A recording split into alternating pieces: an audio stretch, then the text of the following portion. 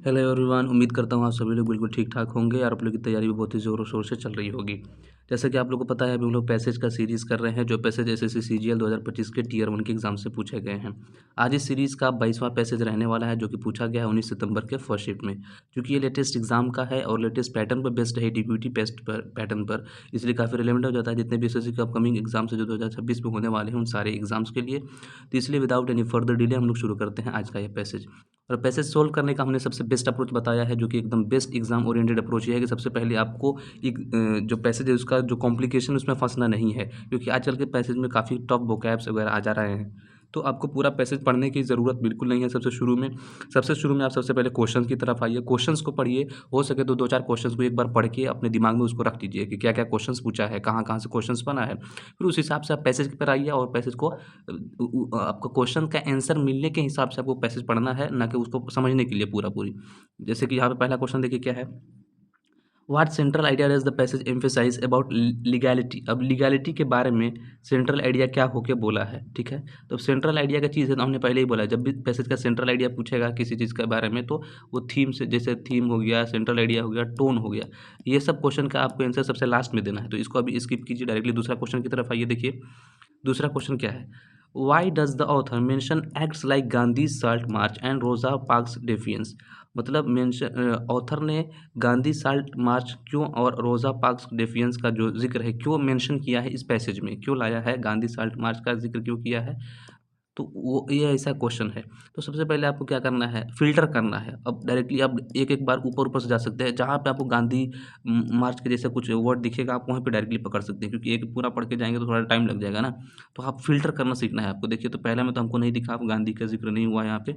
हाँ, देखिए यहाँ पे देखिए, दूसरा पैराग्राफ में आपको यहाँ पे देखने को मिलता है। देखिए, महात्मा गांधी साल्ट मार्च और रोजा पार्क्स डेफियंस ऑन सेग्रीगेटेड बस वेयर टेक्निकली अनलॉफुल। ये दोनों जो थे, महात्मा गांधी का साल्ट मार्च था और रोजा पार्क्स का जो डेफियंस का जो था, ये दोनों के दोनों अनलॉफुल था, मतलब कानून के हिसाब से नहीं था। Yet they served as moral catalyst, लेकिन ये मोरल काम था, मोरल कैटलिस्ट होकर सर्व किया है for transformative legal reforms, legal reform को ट्रांसफॉर्म करने के लिए।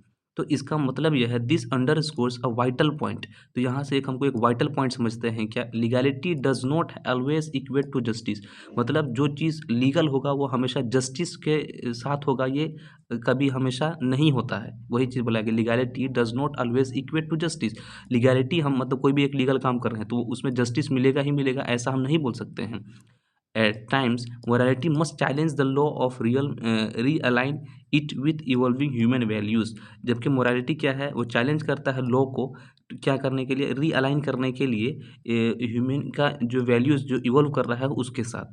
तो यहाँ पे हमने दो क्वेश्चन का आपको जवाब मिल गया है। एक लीगैलिटी के बारे में पहला क्वेश्चन था, और दूसरा यहाँ पे क्यों मेंशन किया है वो। तो पहले देखते हैं दूसरा क्वेश्चन का, हम देखते हैं पहले क्वेश्चन का ही अटेम्प्ट देखते हैं। देखिए, what central idea does the passage emphasize about the legality. Legality में क्या बोला कि हमेशा जस्टिस नहीं मिलेगा लीगैलिटी में। It always align with morality, morality के साथ हमेशा अलाइन होकर चलता है क्या, नहीं, ऐसा बात नहीं है। It should be based solely on religious values. ये जो लीगैलिटी है वो रिलीजियस वैल्यूज़ का जिक्र हुआ है, नहीं। It is contextually shaped and not always just. अब देखिए यहाँ पे कीवर्ड आ गया जस्ट, मतलब ये हमेशा इसमें जस्टिस नहीं मिलता है। तो option number C will be the very correct answer. It evolves without societal influence, ये बिना सोसाइटल इन्फ्लुएंस के इवॉल्व होता है, नहीं, इसका जस्ट अपोजिट बात बोला है पैसेज में। तो पहले का ऑप्शन सी मिल गया।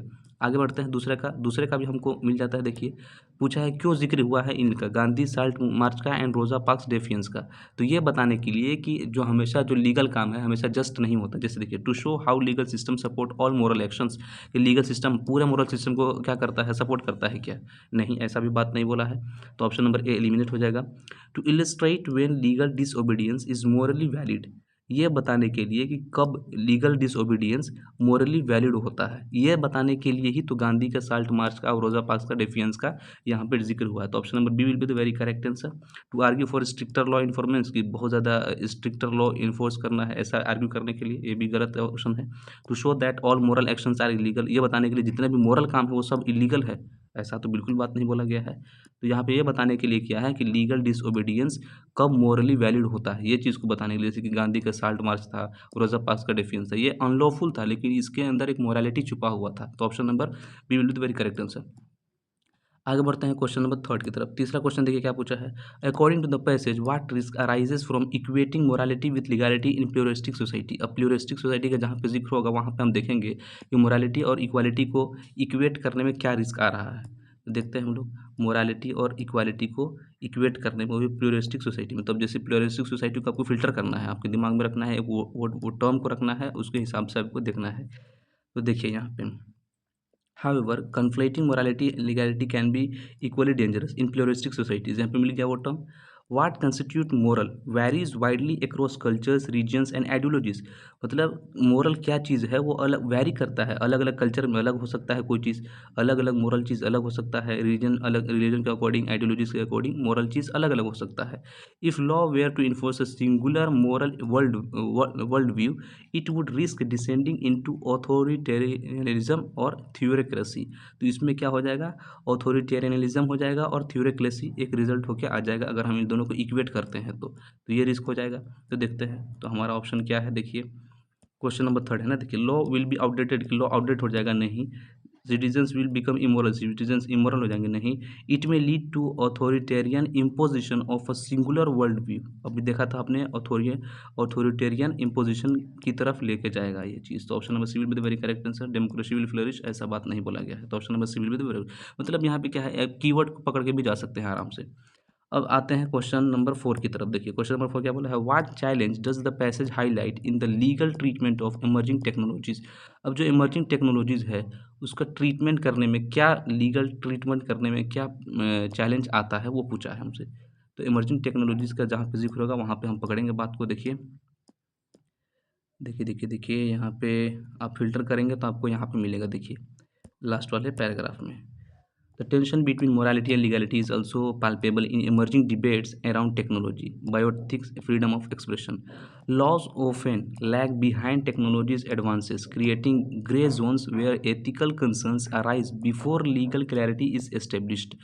मतलब before legal clarity is establish, मतलब लीगल चीज़ इस्टेब्लिश करने से पहले एथिकल कंसर्न्स जो है वो अराइज हो जाता है। यही तो मेन चैलेंज है ना, मतलब लीगल चीज़ इस्टेब्लिश होने से पहले हमारा एथिकल जो कंसर्न है वो अराइज हो जाता है। वो है ऐसा चीज़ है। तो देखिए टेक्नोलॉजी रेड्यूसेस लीगल वैल्यूएशन, ऐसा चीज़ नहीं बोला गया है। All ethical dilemmas are solved by law, सारे एथिकल डिलेमास को लॉ के द्वारा सोल्व किया जाता है, ऐसा भी नहीं बोला गया है। Law often precede moral consideration, ये भी चीज़ नहीं बोला गया है। Ethics arise before legal frameworks are formed, यही चीज़ तो बोला गया है ना कि लीगल फ्रेमवर्क के फॉर्म होने से पहले एथिक्स अराइज हो जाता है। तो यही चैलेंज है मेन। तो option number D will be the very correct answer. आगे बढ़ते हैं क्वेश्चन नंबर 5, हमारा लास्ट क्वेश्चन है। देखिए what is the author's ultimate recommendation regarding the interplay of law and morality. Law and morality के बारे में, इन दोनों के इंटरप्ले के बारे में क्या रिकमेंड करता है हमारा author.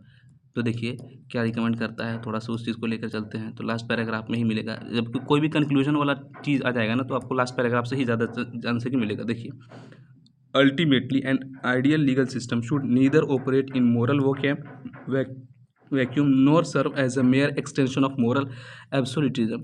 Instead it must strike a delicate balance, मतलब इन दोनों के बैलेंस को लेकर चलना होगा। अब कीवर्ड पकड़ते हैं बैलेंस, अब उसी कीवर्ड के हिसाब से आप आंसर भी जाएंगे। देखिए क्वेश्चन नंबर 5 ना, तो एक बैलेंस वाला जो ऑप्शन होगा वही। Law should replace moral reasoning, पूरा लॉ मोरल रीजनिंग को रिप्लेस कर देगा नहीं। Citizens must obey all laws blindly, पूरा अंधाधुन होकर सब लॉ को मानना है, ऐसा भी नहीं बोला है। Law and morality should be entirely separate, पूरा दोनों अलग हो जाना है, ये भी चीज़ नहीं बोला है। Law must balance justice with moral responsiveness. तो option number D will be the very correct answer. आपने एक कीवर्ड देखा यहाँ पे बैलेंस, तो आप कीवर्ड देख के भी जा सकते हैं आजकल के पैसेज में, ठीक है। लो मस्ट बैलेंस जस्टिस, जस्टिस को बैलेंस करना है विथ मोरल रेस्पॉन्सिवनेस के साथ, ठीक है। तो यही हमारा आज का पैसेज था जिसको हमने आज सोल्व कर लिया है। उम्मीद करता हूँ 5 में से आपको 4 या 5 जरूर मिल गया होगा। इससे कम अगर मिला है आपको तो आपको प्रैक्टिस करने की ज़रूरत है। हमारा चैनल है यही एसएससी इंग्लिश हब, इसी पर हम लोग सारे चीज़ों को देख रहे हैं। सारी चीज़ें का आपको प्लेलिस्ट देखने को मिल जाएगा, पैसेज हो, पीवाईआरएस हो, क्लोज टेस्ट हो, सबका। ये हमारा channel queries and concern number है। अगर कोई डाउट है, पीडीएफ चाहिए तो आप इस नंबर से शेयर कर सकते हैं। और आज के लिए बस इतना ही, मिलेंगे हम लोग कल एक नए पैसेज के साथ। Thank you very much.